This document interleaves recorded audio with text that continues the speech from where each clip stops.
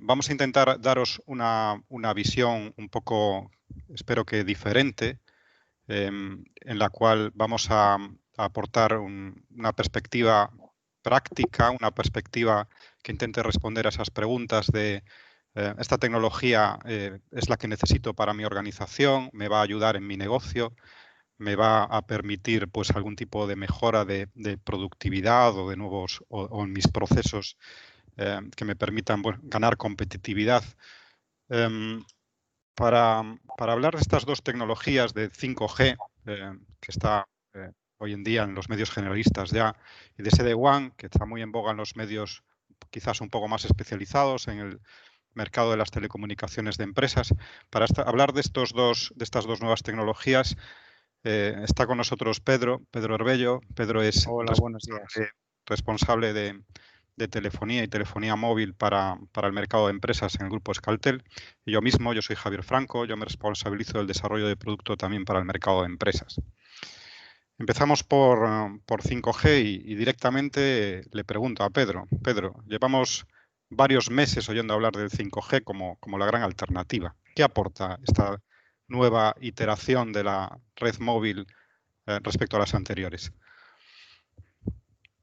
Bueno, buenos días a todos. Bueno, efectivamente, llevamos unos cuantos meses oyendo hablar de 5G como la gran esperanza, ¿no? Y así lo es. Realmente es que 5G supone la primera tecnología móvil que se ha diseñado pensando en diferentes usos. Es decir, hasta ahora todas las tecnologías 2G, 3G, 4G, había unas prestaciones disponibles para todos los usuarios. El que tuvieses mejor o peor servicio dependía de las condiciones de cobertura o de las prestaciones del terminal móvil que tuvieses. Sin embargo, 5G no está pensando en un café para todos, sino que el enfoque es en tres ejes. ¿Qué pasa? A ver. Y aquí los vemos. Estos serían los tres ejes. El primero, en la vertical, tenemos son avances en aquellos casos de uso en los que se requieran altas velocidades de transmisión y amplias coberturas. Esto es un poco, a grandes rasgos, la línea que venimos, la línea continuista, ¿no?, que venimos trayendo en las distintas Gs. Pues el 5G nos da más velocidades de transmisión, más capacidad, más cobertura. Pero además tenemos otros dos ejes. Uno de que se está hablando mucho, que es el de baja latencia. Entonces tenemos a la... Pedro, sí, disculpa perdón. que te interrumpa. Creo que no estás compartiendo la presentación. Sí, bueno, yo la veo cómo se mueve. ¿No lo veis vosotros? De hecho, no la estoy compartiendo yo. A ver, vamos a ver.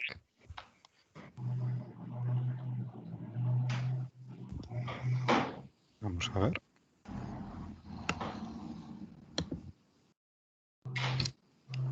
¿No la veis? Ahora sí. Ahora sí. Sí, Gracias. ahora se ve, Javier. Sí. Gracias.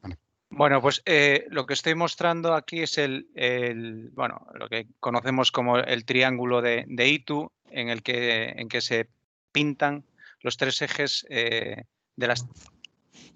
las tres habilitadores tecnológicos de la tecnología 5G. Pues aquí lo que comentaba, en la vertical tenéis el ancho de banda mejorado, o sea, es la línea continuista que veníamos trayendo con 4G de más velocidad, más cobertura, más capacidad.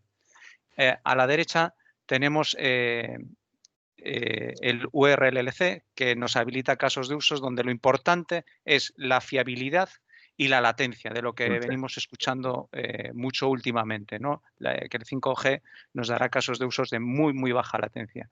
Y a la izquierda tenemos el Massive Matching Type Communication, que habilita casos de uso principalmente de IoT, donde lo que se requiere es muchísima densidad de conexión. Como veis, dependiendo de qué es lo que necesitemos, pues nos iremos a aprovechar más en las prestaciones de uno de los ejes o de otro.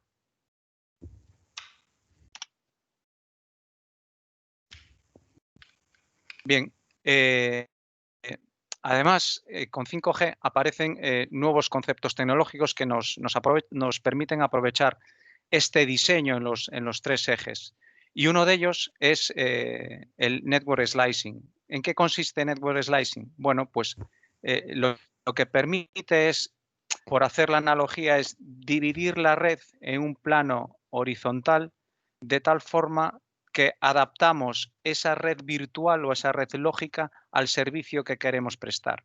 Por ejemplo, un servicio de el coche conectado. En el coche conectado es crítico la fiabilidad y es crítico la latencia. Necesitamos muy baja latencia. ¿Necesitamos anchos de banda elevados? Pues en principio no. Entonces, lo que vamos a hacer es creamos una red lógica en la que la característica principal o los recursos de la red 5G se centren en dar baja latencia. Sin embargo, por ejemplo, en paralelo tenemos otro servicio de producción de vídeo donde la latencia no es tan importante, sino lo más demandante es el ancho de banda, pues podemos crear otra red virtual, otra red lógica, en lo que la característica principal o las prestaciones de la red vayan orientadas a dar ese ancho de banda que demanda el servicio. Es decir, podemos crear redes lógicas orientadas a cada una de las prestaciones. Y aparece también otro concepto que se está escuchando mucho últimamente, que es el edge computing. ¿En qué consiste edge computing? Pues sobre todo para conseguir unas latencias tan bajas, porque 5G, el estándar, describe latencias de en torno a 1 milisegundo, pues para conseguir eso lo que se resuelve llevando la complejidad de la computación, la complejidad del procesado, lo más cerca posible del servicio que los demanda. Es decir, por poner un ejemplo, si tenemos una pulsera de actividad y necesitamos que la pulsera, bueno, con los datos que transmite al fabricante o al servicio en la nube, que nos dan los insights y todo esto, o las estadísticas, en vez de subir esos datos a la nube que puede estar en un servidor en Estados Unidos, pues tenemos una réplica de ese servicio pues en el punto de red más próximo, con lo cual la velocidad de respuesta es muchísimo mayor, con lo cual se reduce sensiblemente la latencia. Bien, lo que quería mostraros en esta transparencia es un poco, bueno, y comparativamente con 4G, que es lo que conocemos, ¿qué nos trae 5G?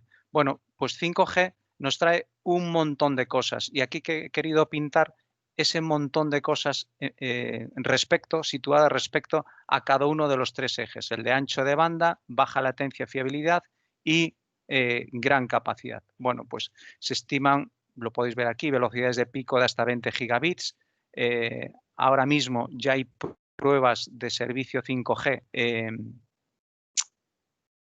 las que tenemos pues velocidades en real de en torno al gigabit, 800 megabits, gigabit. Bueno, pues hay eficiencia espectral, movilidad, nos va a permitir tener conectividad en situaciones de alta velocidad. Lo que comentábamos, la ultra baja latencia hasta el milisegundo, gran capacidad de conexión, de mucha densificación de dispositivos por kilómetro cuadrado. Eficiencia es un aspecto importante. Se espera que los equipos que se conecten a 5G puedan tener una duración de la batería muy, muy grande. En algunos estudios se habla de hasta duración de baterías de 10 años. Esto para los escenarios de M2M es idóneo, ¿no? Bueno, capacidad de tráfico y, como siempre, cada vez que hay un nuevo estándar vamos mejorando la seguridad. Pues, como veis, 5G es mucho más que velocidad.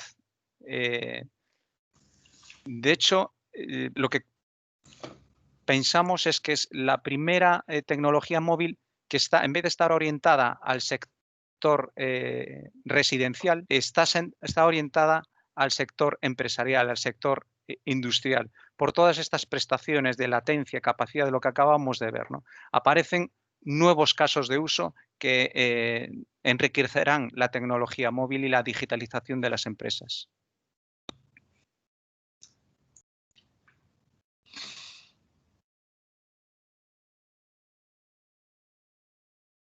Bueno, hablando Pedro, Sí.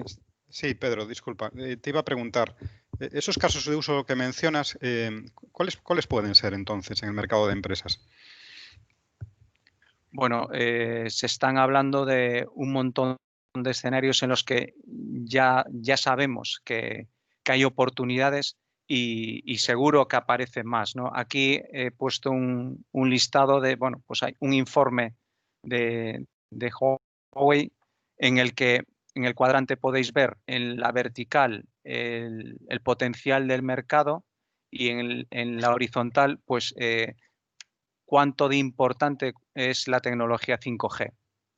Y el cuadrante superior a la derecha, pues tenemos las 10 o los 10 sectores o escenarios donde pensamos que la tecnología 5G va a ser más importante para el crecimiento del negocio, ¿no? Pues bueno, pues tenemos nubes virtuales, la realidad aumentada, el coche conectado o coche autónomo que venimos hablando estos últimos meses, la industria, smart manufacturing, energía conectada, la medicina, no solo la telemedicina, sino servicios de telediagnóstico en tiempo real serán también claves y posibles gracias a 5G. Bueno, aquí hay unos ejemplos de lo que según el estudio de Huawei considera que va a ser importante o relevante la tecnología 5G. Pero además, seguro que aparecen otros, ¿no? Porque hay un cambio de paradigma. Con 5G aparecen cambios estratégicos. El primero es que por primera vez se está pensando en licitar parte del espectro no a operadores, sino a otras figuras como es directamente la industria. De hecho, Alemania ya ha reservado 100 MHz para uso privado industrial. Siemens y Bosch ya tienen sus propias redes privadas 5G. Bueno, esto nos va a dar mucha flexibilidad y aparecerán nuevos agentes en lo que es la tecnología 5G. En España no se sabe todavía qué es lo que va a pasar, pero si el gobierno tiene en mente el licitar o reservar parte del espectro para usos industriales y no licitar todo a los operadores. Pero bueno, hay países como Estados Unidos y Reino Unido que ya están valorando seriamente esta posibilidad. Entonces aquí aparece una nueva beta, ¿no? Una nueva oportunidad. Y también surge una nueva necesidad. Estamos hablando de que hay que hacer un despliegue masivo de antenas. 5G en su escenario final no es posible si no tenemos una cobertura eficiente y además estamos hablando de frecuencias muy altas. Frecuencias muy altas significa radios de cobertura muy bajos, con lo cual hay que hacer un despliegue masivo de antenas. Bueno, esto para un único operador es económicamente inviable, ¿no?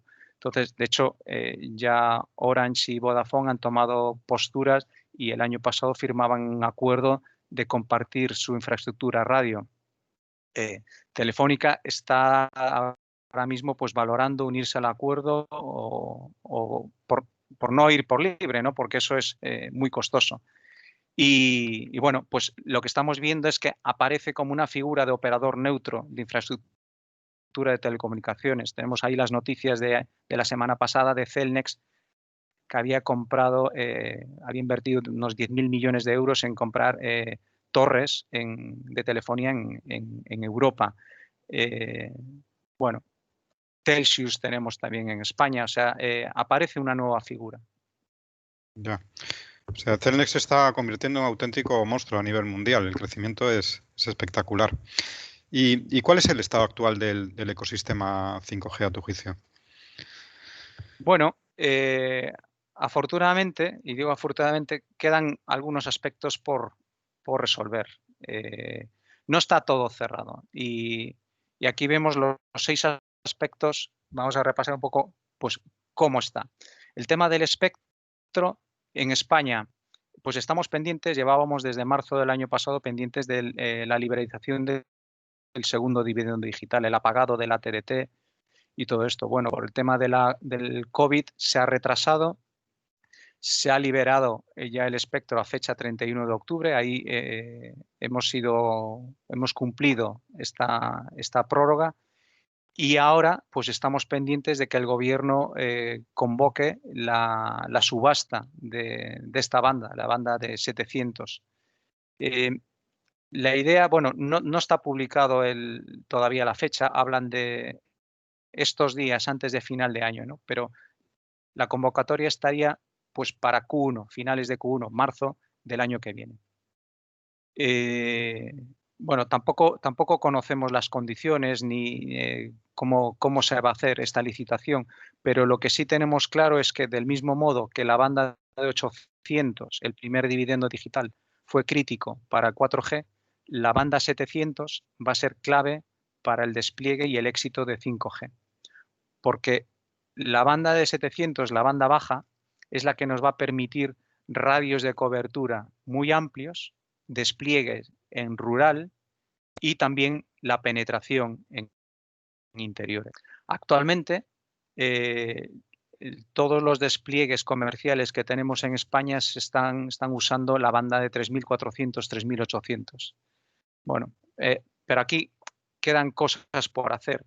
La primera es que quedan todavía 20 MHz en esa banda sin licitar y la idea del gobierno es licitarla conjuntamente con la convocatoria de la banda 700.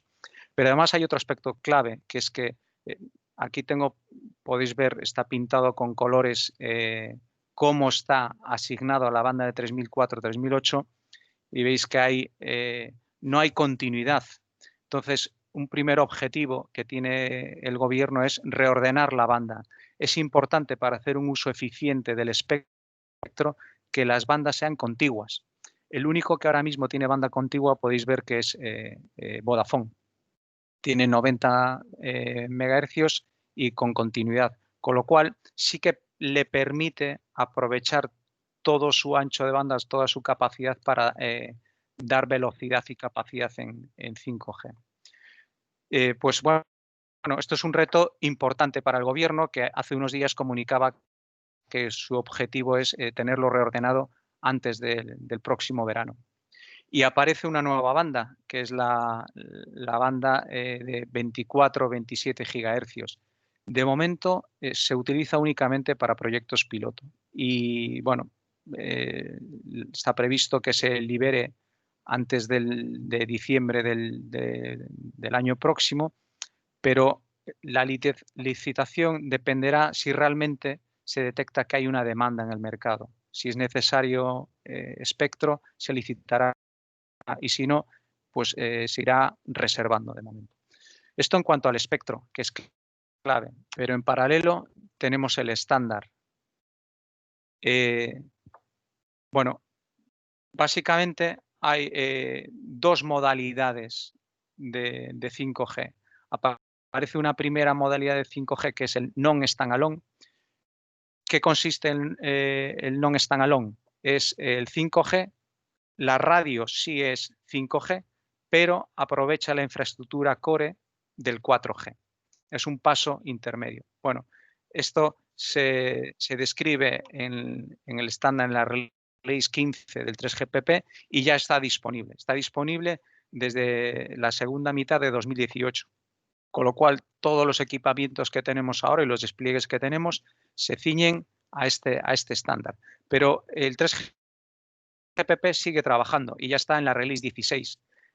La release 16 describe la foto ideal del 5G, el 5G del que oímos hablar en titulares, que es el 5G standalone, es que no solo la radio es 5G, sino también el core es 5G. Y esto nos permite usar todas las capacidades y las prestaciones que aporta el 5G. Aquí también, por efecto del COVID, hemos tenido un retraso de un trimestre más o menos y la previsión es que el estándar esté cerrado ahora, en diciembre. Bueno, la tecnología, por supuesto, sigue avanzando, habrá releases 17, 18, pero con el standalone tendremos la foto buena de un 5G con grandísimas prestaciones que eran las que describía en las transparencias anteriores. Bien, los estándares llevan su ritmo, pero es que luego es necesario trasladar esos estándares a los fabricantes, a los equipos. Y los fabricantes, Nokia, Huawei, Ericsson, etcétera, necesitan tiempo para adaptar sus nodos e implementar esos requerimientos del estándar.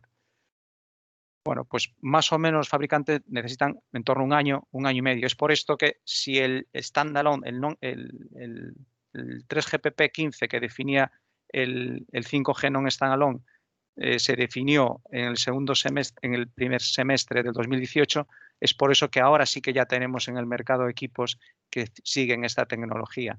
Si estamos hablando que el standalone lo tendremos a finales de este año, pues hay que pensar que mediados del año que viene, finales, empezaríamos a tener ya primeros despliegues, a lo mejor no con todo cumplimiento completo del estándar, sino parcial, del estándar, el 5G standalone.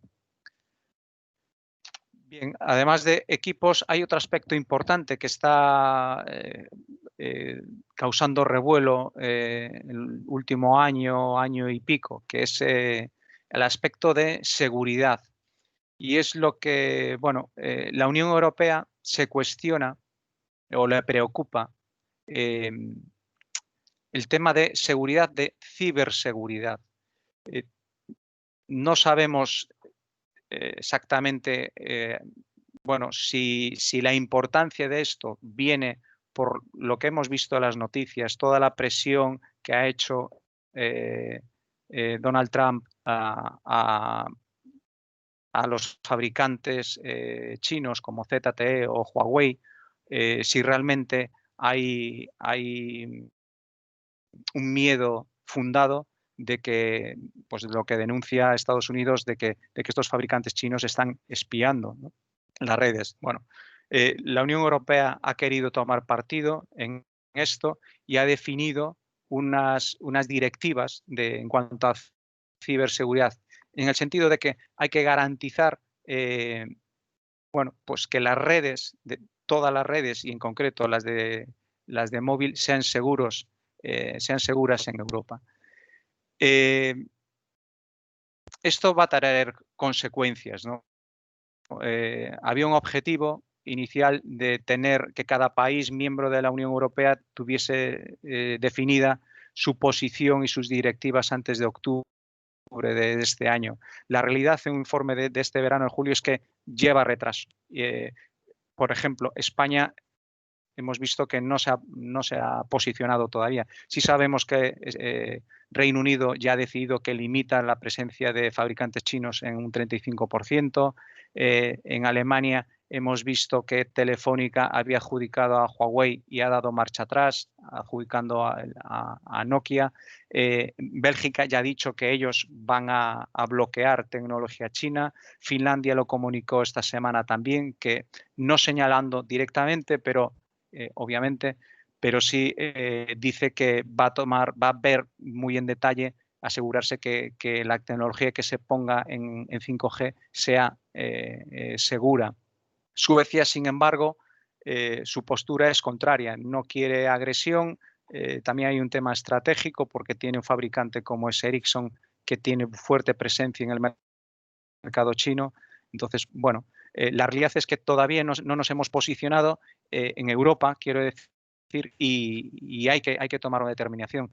El hecho de que se excluya a un fabricante como Huawei o como ZTE puede ralentizar los despliegues de 5G. O sea, Huawei está presente en un 40% aproximadamente en las redes móviles en Europa. Si hay que sustituir todo eso es tiempo y es dinero. Dinero que no se va en nuevos despliegues de 5G. Otro aspecto importante que tenemos que tener en cuenta es, como decía, hace falta un mallado y un despliegue masivo de antenas, y a esas antenas hay que darles conectividad. Entonces es importante tener un backhaul de fibra muy notorio. Y aquí, en este punto, España está muy bien situado, porque actualmente tenemos el despliegue de fibra más extenso de Europa. Aún así, es necesario un mayor despliegue. La parte core sí que estamos muy bien, pero hay que llegar a lo que es la última milla y mejor mallado. Y un último aspecto, tenemos el tema de los terminales. Este año, el 2020, ha sido el año del despliegue. Si bien en el 2019 teníamos únicamente terminales 5G en lo que eran los flagship, o sea, cada fabricante tenía su terminal 5G, pero sobre los 1.000 euros más o menos, ¿no? Y una referencia a los Sumo 2. Ahora este año hemos visto que ya tenemos disponibles terminales en gamas pues por debajo de los 300 euros. Hay algún fabricante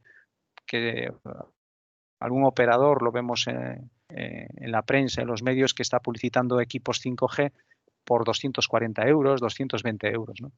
Es cierto que la figura de Apple también va a ser importante, ¿no? Apple siempre marca los ritmos. Entonces, en la presentación del nuevo iPhone 12 que ha tenido lugar en estas semanas atrás, ya los 4 modelos de iPhone sí soportan 5G, con lo cual esto estimulará seguramente la demanda creciente de terminales con 5G. Pero todavía es necesario que haya más presencia de terminales, que más población tenga equipos compatibles 5G. Bueno, entonces al 5G de verdad, por lo que cuentas, le faltan todavía muchas cosas, pero la realidad es que ya tenemos anuncios de 5G hoy en día. Hay operadores que están prestando servicios de 5G. ¿En qué consisten esos servicios que tenemos ya hoy en día a nuestro alcance? Bien, sí, es cierto que quedan todavía aspectos por resolver, pero el 5G ya es una realidad, ¿no? Y estamos viendo estas semanas atrás, en septiembre, fue muy fructífero en cuanto a noticias relacionadas con 5G. Bueno, tenemos el primero en lanzar 5G en España fue Vodafone en junio del año pasado. Empezó con 15 ciudades, ahora ya tiene presencia en unas 21 ciudades. Estos son pues aproximadamente unos 600 nodos. Este despliegue que está haciendo Vodafone es el non-standalone, es radio 5G. Y en septiembre de este año, pues bueno, parecía que Orange se iba a notificar también su lanzamiento 5G, y se adelantó Movistar diciendo que, bueno, pues que Movistar lanza 5G y que además no solo lo lanza, sino que espera cubrir, o el objetivo es cubrir un 75% de la población a finales de este año. Bueno, la semana pasada, o el lunes creo que fue, comunicaba que ya tiene una cobertura del 65% de la población. El objetivo de Movistar es, sigue 2 vías para conseguir este alto porcentaje de cumplimiento. Es, por una parte, hace un despliegue de radio propia 5G. Esto es lento. No se podría conseguir un 75% de población en 3 meses haciendo despliegues, cambiando la radio. Entonces, para conseguir ese objetivo se basa en lo que conocemos como DSS, que es el Dynamic Spectrum Sharing. Es una tecnología que permite que, aprovechando los recursos sobrantes de 4G, utilizarlo en un momento dado para 5G. Simplemente consiste en una actualización de la radio, una actualización software. Claro, actualizar software es mucho más rápido que sustituir hardware o meter nuevas antenas. Entonces, este es cómo basa Movistar su estrategia. Y Orange, bueno, anunciaba en principio un despliegue de 200 nodos antes de final de año. Con la noticia de Movistar ha rectificado y ha sido más ambicioso, y ahora el objetivo que tiene es pues, de unos 830 nodos antes de final de año, lo cual supondrá un 15% de una cobertura del 15% de la población. También utiliza ambas vías, despliegue propio radio 5G y combinado con la actualización software que es el DSS. Bueno, todos los despliegues están utilizando la banda 3,4, 3,8 que veíamos, que os comentaba antes. Va a haber cambios, o sea, cuando se reordene esa banda hay que reordenar también y reprogramar esas radios. De todos modos, para poner en perspectiva, estamos hablando de 600 nodos, 500 nodos, 800 Orange antes de final de año. Bueno, para que os hagáis una idea, el despliegue actual de 4G, dependiendo del operador, está en 17.000, 18.000 nodos o estaciones radio. O sea, nos queda todavía recorrido. O sea, el despliegue masivo de 5G lo tendremos, a mi entender, el año que viene. Bueno, o sea que nos has contado que el 5G nos trae mucho más que un simple aumento de caudal, que trae una serie de servicios, una serie de capacidades que aplican especialmente en el mercado de empresas. Hemos visto que los despliegues actuales que tenemos se centran específicamente en este incremento de caudal, pero la parte de servicios y de nuevas capacidades todavía está en un estado muy embrionario porque los estándares tienen que asentarse y los equipos tienen todavía que producirse por parte de los fabricantes. En este contexto, y muy brevemente, ¿qué estamos haciendo en el grupo Euskaltel en relación con el 5G? Bueno, de momento no tenemos lanzamiento comercial. Tenemos cerrado el acuerdo con Orange y que hemos comunicado estos días atrás de disponibilidad de 5G. Cuando detectemos que ya sea una realidad masiva. Entonces, de momento, en lo que estamos participando y lo que estamos trabajando es en adquirir experiencia.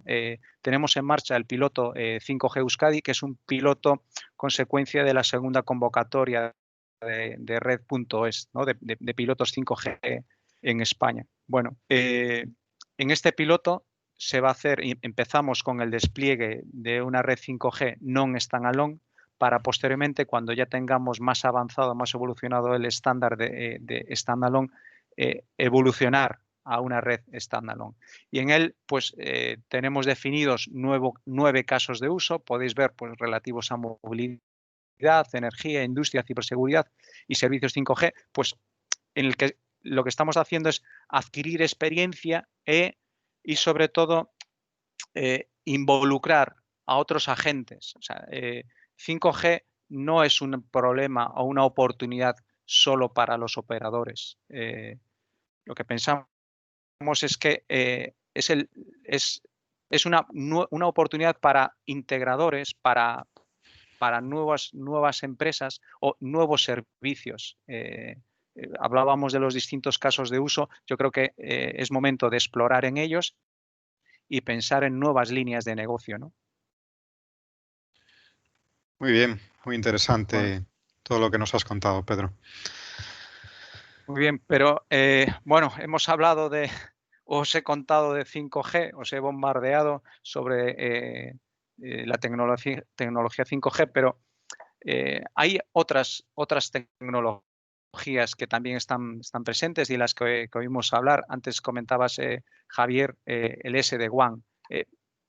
A ver, nos gustaría saber qué supone o qué es, en qué consiste SD-WAN.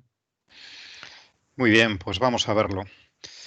SD-WAN es una tecnología que lo que viene es a dar respuesta a una necesidad típica del mercado empresarial, que es cómo unir de manera privada, cómo conectar de manera privada a nivel de datos las diferentes sedes de una empresa. Es una manera nueva de hacerlo, que se basa en algunas cosas que ya conocíamos y ha añadido algunos, digamos, algunas funcionalidades adicionales que es lo que da este valor, ¿no? Entonces, para entender qué nos aporta de nuevo SD-WAN, primero vamos a ver un momento muy brevemente qué es cómo conectamos las redes privadas normalmente o hemos venido haciendo hasta el momento y seguiremos haciendo durante muchos años, que es mediante las VPNs MPLS clásicas, ¿no? Que ya todos conoceréis, en la cual, bueno, pues la parte privada de la red realmente quien la proporciona es el core del operador.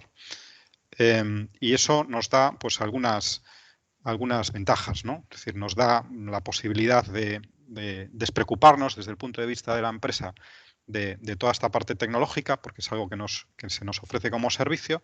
Es el propio core del operador el que proporciona esa privacidad, que no está basada en cifrado, sino que está separado en el tráfico a nivel lógico. Y en este tipo de redes pues, podemos utilizar diferentes tecnologías de acceso, combinarlas para crear escenarios de alta disponibilidad. Entonces podemos tener accesos pues, Metro Ethernet, accesos FTTH, accesos cable, accesos por red móvil, y sobre ellos pues, la tecnología nos permite pues, establecer parámetros de calidad de la red, como la latencia, como el jitter, como la pérdida de paquetes. Bueno, estas son las redes, las VPN que conocemos todos desde hace mucho tiempo, y SD-WAN es una aproximación diferente. De lo que se trata es de llevar la complejidad a los extremos de la red. Entonces, os lo voy a explicar aquí con un esquema que yo creo que se va a entender fácilmente. Primero necesitamos tener, por supuesto, una conectividad de base. Esa conectividad de base es lo que en la jerga de SD-WAN se llama underlay. Y básicamente puede ser de dos tipos. Puede ser una VPN MPLS como la que contaba antes, o puede ser comunicaciones públicas a través de Internet. Alguien podría preguntar, hombre, pero poner una VPN MPLS que ya aporta la privacidad y por encima SD-WAN no es un poquito redundante. Bueno, veremos que no, porque SD-WAN va a aportar otras funcionalidades que pueden ser de interés, ¿no? Cuando tenemos esta conectividad de base, como veis en este esquema, este representa pues una situación de una empresa tipo, ¿no? Tenemos una sede central, que es la que vemos a la derecha, con los routers más grandes, y unas sedes remotas, que son las de la izquierda, y todas estas sedes pues, se conectan, pues, las hemos conectado con dos accesos, pues en algún caso dos de Internet, o si no, combinando uno de MPLS con uno de Internet. Entonces ahora lo que vamos a hacer es instalar unos equipos detrás de esos routers, que son los que veis ahí. Y lo primero que van a hacer estos equipos es utilizar una tecnología que conocemos todos de hace muchos años, que es establecer túneles cifrados, como los que veis aquí representados. El IPsec es un estándar que lleva por lo menos 20 años en el mercado. Y con lo cual con esto no estamos haciendo nada nuevo, ¿no? Conectamos, establecemos estos túneles cifrados y cuando hemos montado todos estos túneles, una malla de túneles, realmente lo que podemos es abstraernos de lo que hay por debajo. Entonces, desde el punto de vista de los usuarios o desde el punto de vista de la empresa, en este momento lo que tenemos es esta malla de conexiones virtuales, y hemos, por tanto, ocultado el underlay. El underlay sigue estando ahí y es muy importante porque los parámetros de calidad de la red vienen determinados por cómo rinde ese underlay. Pero esta capa de arriba nos permite abstraernos y empezar a jugar, a hacer cosas con ello. Esta capa de arriba es lo que se llama el overlay. Entonces, tenemos el underlay y por encima hemos montado esta capa de túneles cifrados que es el overlay. Entonces, lo primero novedoso que vamos a añadir es la monitorización continua de la calidad de la red. Estos equipos lo que van a estar es sondeando continuamente, cada 30 segundos, cada minuto, cada 2 minutos, van a estar viendo cuáles son los parámetros que me está entregando el underlay que viene por debajo. Es decir, cómo está siendo la pérdida de paquetes, cómo está siendo la latencia, cómo está siendo el jitter. Entonces, el sistema va a tener este conocimiento. Lo siguiente que vamos a incorporar en estos equipos que hemos puesto en los extremos es la capacidad de identificar los flujos de tráfico por aplicación. Es decir, estos equipos van a entender que este flujo de tráfico corresponde a la aplicación X. Y esto es muy interesante, porque esto empieza a trasladar el lenguaje técnico al lenguaje de negocio. Yo ya no voy a hablar de IPs y de puertos. Ahora voy a hablar de la aplicación del CRM, la aplicación del ERP, mi aplicación de ventas, mi aplicación de recursos humanos, mi aplicación, hablo en términos que ya se aproximan mucho al negocio. Y una vez tengo el conocimiento de la calidad de la red constantemente y también tengo el conocimiento de a qué aplicación corresponde cada flujo de tráfico, yo puedo programar estos equipos para decirle cuáles son las aplicaciones que son importantes para mí y qué requisitos de red tienen. Entonces, estos equipos van a poder tomar decisiones de enrutamiento en función de la aplicación y de la calidad que está midiendo de la red. Bueno, pues todo esto, como empieza a ser complicado, ¿no? Cuando metemos todas estas capacidades en estos equipos, pues puede ser un poquito complejo de gestionar, pues lo tenemos que acompañar de una consola de gestión central que me permite desplegar todas estas configuraciones y visualizar lo que está pasando en la red. Entonces, este es el concepto general de SD-WAN. No he hablado de ningún fabricante concreto, este es digamos, el mínimo común de todo lo que nos podemos encontrar en el mercado. Bueno, aquí tenéis un poco lo que acabo de contar. Y cuando nos presentan todo esto, realmente lo que estamos viendo es que se está haciendo mucho hincapié en esta tecnología. Los que hayáis ido a algún congreso o habéis estado en algún foro específico del sector, de las comunicaciones para empresa, veréis que todos los fabricantes dedican una parte muy importante de su tiempo a hablar de SD-WAN, a hablar de sus equipos de SD-WAN. ¿Y por qué es esto? Bueno, porque realmente han identificado un nuevo nicho de negocio y todos quieren posicionarse allí. Y es una tecnología que aporta muchas cosas, pero a la hora de argumentar su uso, pues nos encontramos pues, argumentos que son, desde nuestro punto de vista, más sólidos y más justificables y otros que están más cogidos con pinzas. Aquí vamos a repasarlos por un momento.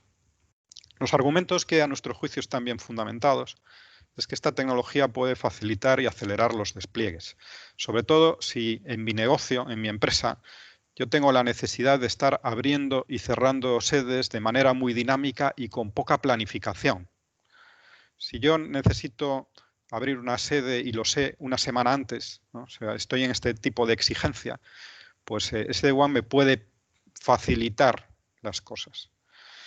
Otro argumento bien fundamentado es que mejora la visibilidad de la red. Claramente, al tener estos equipos que identifican flujos de tráfico por aplicación y con una consola de gestión que me lo muestra todo, pues oye, estoy entendiendo mucho mejor qué es lo que está pasando en mi red y voy a poder tomar mejores decisiones sobre la gestión de esos flujos de tráfico. Otro argumento que se utiliza y que también es un argumento de peso es que permite lo que se llama el local breakout, que diferentes fabricantes le llaman de diferente manera, pero que básicamente esto lo que quiere decir es que si yo tengo un underlay internet, una de las líneas que tengo en esas sedes remotas es una línea de acceso a internet y yo necesito darle a mis usuarios conexión a internet para acceder a lo que sea, típicamente a servicios SaaS, como he representado ahí, el de, por ejemplo, el Office 365 de Microsoft, ¿no? Pues se podría hacer el razonamiento de que, hombre, entonces será mucho mejor que directamente salga a internet utilizando esa línea que tiene en esa sede, que el tráfico haga todo el recorrido hasta la sede central y salga de manera centralizada, ¿no? La experiencia de usuario puede ser mejor. Y eso es cierto, en determinados casos de uso, como luego comentaremos, eso puede ser así. Luego hay otros argumentos que ya son un poquito más cogidos, como os decía, cogidos con pinza. Primero es este de ahorro por supresión de líneas MPLS. Es decir, el discurso es, en vez de contratar líneas de VPN que te proporciona el operador, pues contratas líneas de acceso a Internet y ya te salen mucho más baratas. Pues te ahorras mucho dinero ahí. Aquí hay que tener un poco de cuidado. Primero porque tenemos que comparar bien las cosas. Muchas veces el coste de una línea de acceso a una VPN no es tanto porque sea de VPN como por la tecnología que utiliza. Es decir, si yo utilizo una tecnología Metro Ethernet, que es una tecnología que me da unas garantías muy especiales de la calidad de la red.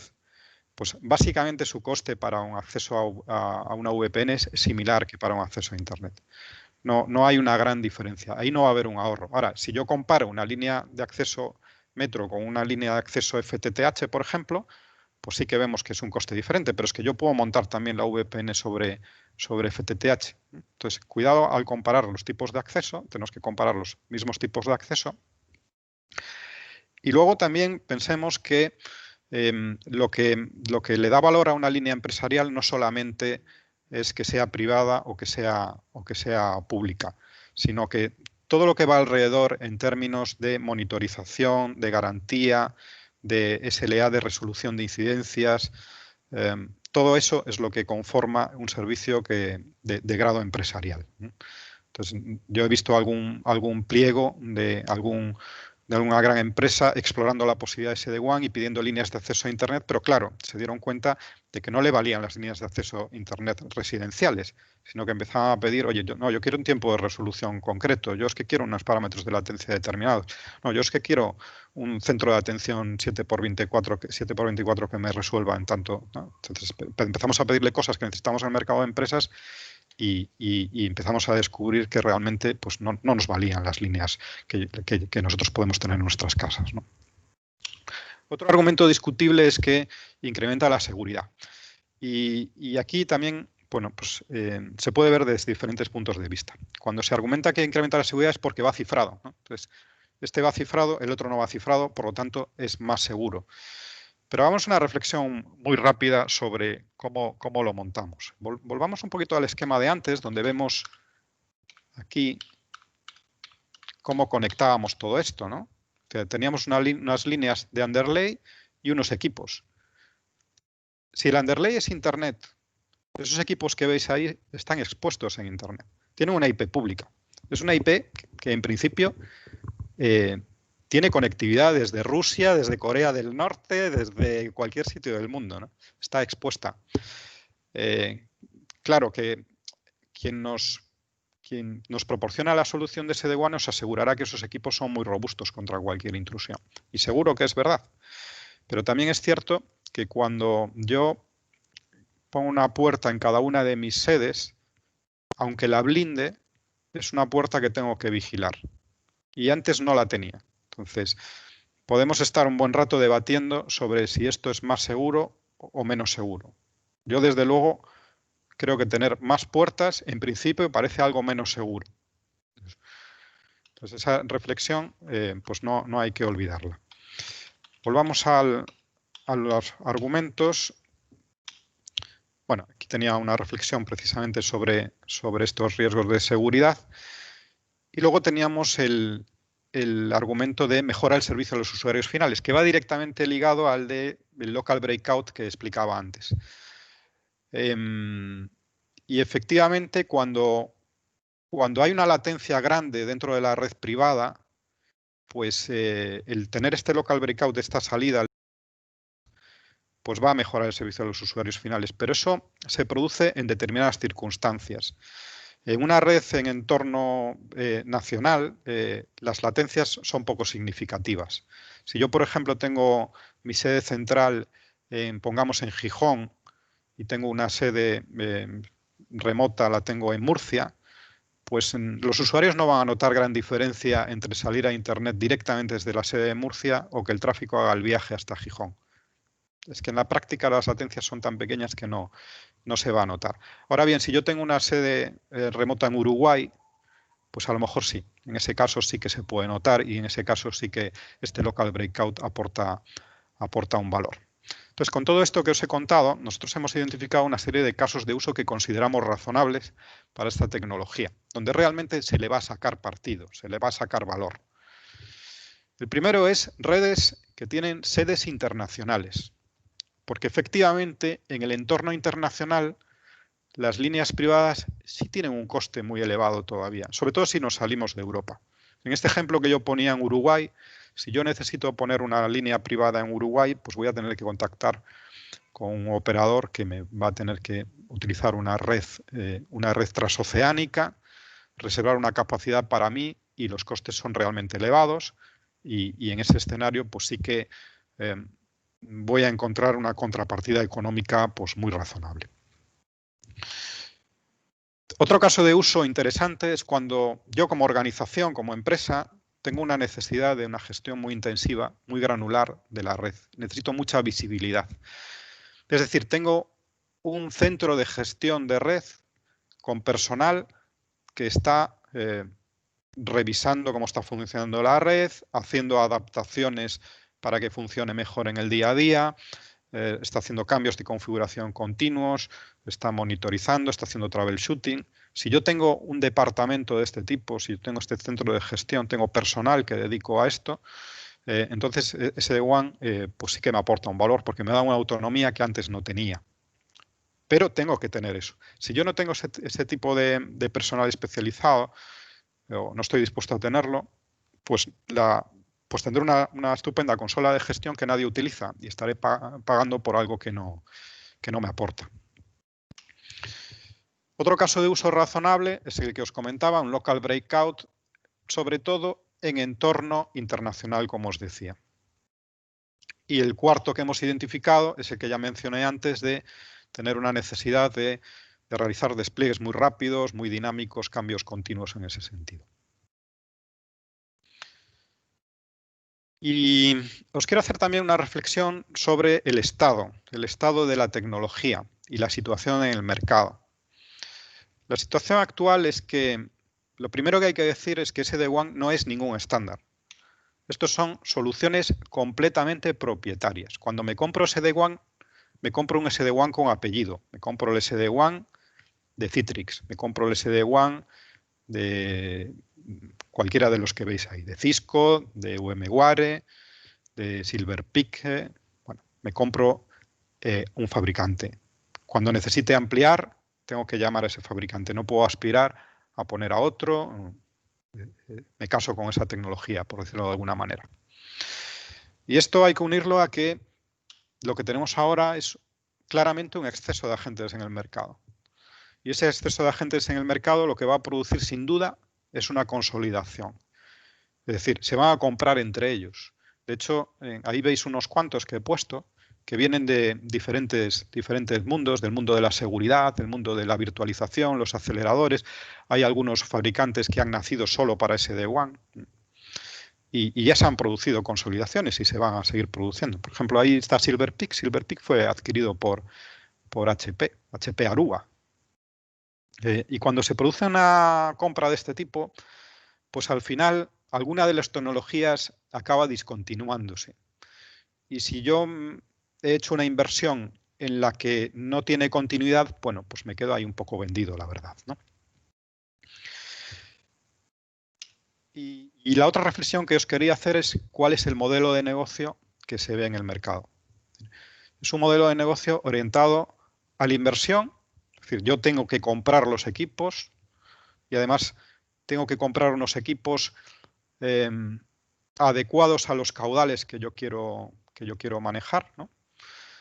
Una capacidad hardware determinada. Pero además de comprarme los equipos, tengo que comprar un derecho de uso, un licenciamiento por un periodo de tiempo. Típicamente yo me compro los equipos con una licencia de uso por 3 años, pero cuando llega el año 4, yo tengo que renovar la licencia, si no deja de funcionar. Entonces, realmente me estoy metiendo en en un modelo de coste recurrente igual. Y también cuando vemos estas ofertas de los fabricantes, veremos que también el parámetro que determina el precio, no solamente del hardware por su capacidad, sino de la licencia recurrente que yo tengo que adquirir, es el caudal. Y además de manera muy clara. La licencia que yo tengo que pagar por poder utilizar 100 megabits es muy diferente de la que tengo que pagar por utilizar 300 megabits. Entonces, y además, el precio escala muy rápidamente. Y entonces, yo me puedo ver muy fácilmente en la situación en la que yo tengo unas líneas de acceso muy potentes, líneas de 500 megabits, por ejemplo, y sin embargo, por una cuestión económica, pues tengo que poner equipos y licencias que me soportan hasta 100 megabits, con lo cual estoy perdiendo ahí también pues una capacidad, ¿no? Bueno, y espero que esta manera de contarlo os haya resultado interesante.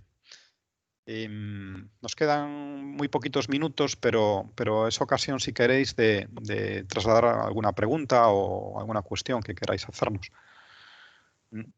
He visto que tenemos un par de preguntas en el chat de la reunión. Si tenéis más preguntas, pues directamente podéis intervenir pues desbloqueando el micrófono, o si os resulta más cómodo, pues a través del chat y las vamos contestando.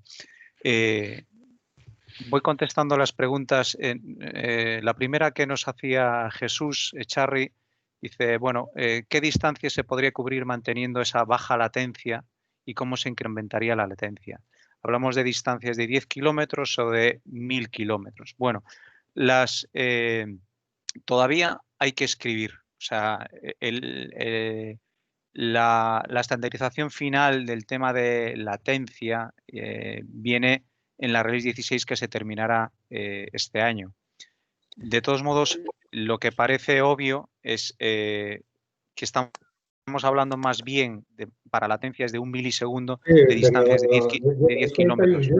No realmente, con nuestra salud, tenemos que pagarlo esto. Es decir, vale, ya está ahí. Nada, decía que para latencias del orden del milisegundo, 1 milisegundo, estamos hablando más bien de distancias de 10 kilómetros y no de 1000 kilómetros, ¿no? Y una segunda pregunta que nos hace Rafael Díaz es ¿cuáles son las diferencias de uso en cada uno de los espectros? Bueno, aquí esto se basa en el concepto, la dualidad de a más frecuencia, a bandas de frecuencia más altas, tenemos mejor directividad, pero peores prestaciones de penetración y propagación. Es decir, las frecuencias muy altas nos darán radios de cobertura más pequeños y peores prestaciones en cuanto a penetración. Es por eso por lo que decía que es clave la banda de 800 en 4G, que es banda baja, y la banda de 700, que prevemos que se licite a principios del año que viene, en 5G, porque esas bandas bajas de 700, 800 son las que nos están dando dos cosas: radios de cobertura muy grandes, radios de cobertura del orden de decenas de kilómetros, con lo cual facilita el despliegue en entornos rurales, y también la penetración en interiores. Y la contrapartida es, claro, esas prestaciones, esas bajas frecuencias, nos dan poca capacidad. Entonces, en aquellos servicios en los que se necesiten altas capacidades y altas velocidades, tenemos que irnos a bandas de frecuencia más alta. Ahora mismo, como referencia, los despliegues actuales que tenemos están en la banda 3,4, 3,8 y tenemos casos reales de experiencia de clientes de velocidades pico, no medias, de descarga de 800 megabits, incluso en condiciones muy, muy ideales se puede llegar a 1 gigabit por segundo. Esto en la banda de 700 no es posible. O sea, tenemos esa dualidad. Frecuencias bajas nos dan radios de cobertura muy amplios, pero la contrapartida es que poca capacidad, pocas velocidades. Si necesitamos velocidad, tenemos que utilizar bandas altas de frecuencia. 2,6 en 4G, 3,5 en 5G o la que se vaya a licitar de 24 gigahercios. O sea, no sé si tenéis alguna pregunta más, tanto de 5G como de SD-WAN.